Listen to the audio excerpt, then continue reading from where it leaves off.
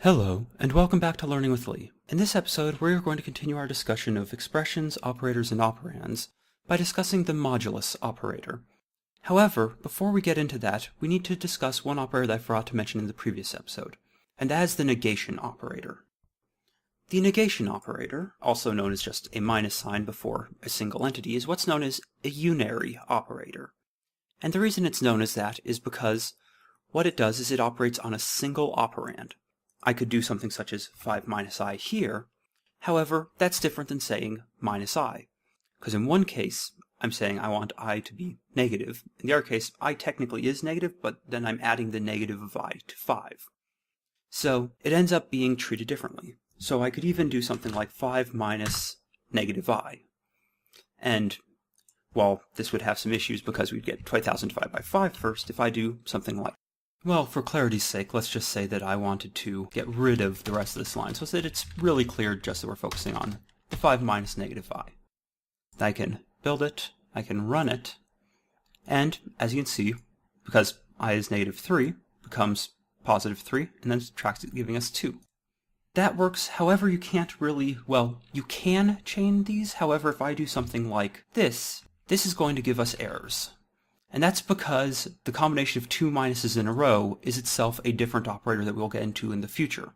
I could, however, do something like this to force precedent, so as that we wind up with the negative of the negative of the negative of I that then gets subtracted from 5. It sort of is pointless doing that as opposed to just having it be a single negative due to the way in which that works out. But that happens to be all you need to really know about the unary negation operator. So the modulus operator is represented by the percent sign. And what this is going to say is that long L is going to be the remainder of 5 divided by 3. In this case here, because negative I would be positive 3 since it's already negative. And we can see that by doing this. And for what the remainder happens to be, it's that whenever you do integer division, you are left what's known as the quotient and the remainder. The quotient is the number of times the divisor goes into the dividend. In other words, the number of times that the number that you are dividing by goes into the number that is being divided. And the remainder happens to be whatever would have to be converted into a fraction. So let's say that I have 5 divided by 3. I would have one time that 3 goes into 5, and then I have an additional 2, or really 2/3, because it's 2 for the remainder. But if I were to convert it, say, into a double, and do, let's say, I have a second one, we'll just call it int j equals 5, so as I can use variables, and this is the primary reason we use variables. I'll deal with negatives in this in a second, because they can be a bit weird depending on which language you are using. Replace this with j, get rid of negative I, and say that f is j divided by I, so as that we can compare what the fractional version. Oh, and before I do that, I need to convert one of these two into a float, because otherwise the result will happen to be 1. Build that, run it.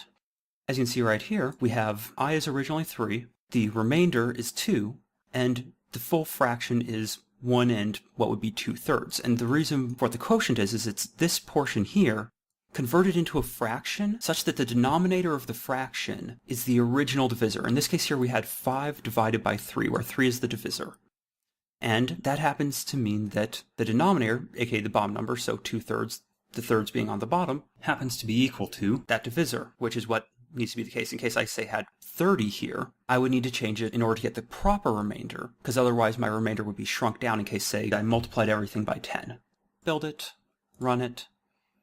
Now, the problem here is that, note how the remainder is 20. If I convert this into a fraction, that fraction would be 2/3. In order to get 20, you have to convert the denominator so as it is the same as what the divisor 30 was. In this case here, it just is multiplying it by 10, and you go from 2/3 to 20/30ths, and your numerator in that fraction happens to be your remainder, which is what you get out of the modulo operation. Now, as I said, there's some interesting things that you can do with this. So let's just say that I do negative 30 here for I. I build it, I run it. Now we have this here, but note how this is a positive number here for what the remainder is. So even though we were dividing by a negative, which negates our output of float f here, it does not actually negate the remainder. Now, a way in which I could negate it is, let's say that I convert j to negative 50. Build it, run it. Now, our remainder is a negative 20, however, the output is positive. And that remainder will remain negative if I convert I back over to being this. And the reason for that is that when languages have this decision as to how to determine what sign the remainder should have as the result of a modulo operation, they have the option of either putting the emphasis on the numerator or the denominator. And the reason why most of them choose or at least why C and C++ chose the numerator, is that that happens to be the original number that the remainder is based off of. So 30 will go into negative 50 a certain number of times, which happens to be 1. And you have a certain amount left over that is less than 30 that you can't really use. And the major value, actually, in what this provides you with is the ability to limit a number between 0 and some other number. Because whenever I do something such as in this case here, j modulo I, what I know is that the value that I get out in long L is going to be between negative I and positive I, excluding those two furthest values. Because if it's 30, for example, this was 60, I would wind up with a remainder of 0, because 30 goes into 60 exactly twice. Hence, negative 2 down here. There is some debate, such as I believe that Java actually has a different priority in terms of how it assigns your sign coming out of here, but the vast majority of modulus operations you're going to do involve two positive numbers. So in general, it's going to be between 0 and I minus 1 for what you're going to get out when you do this operation.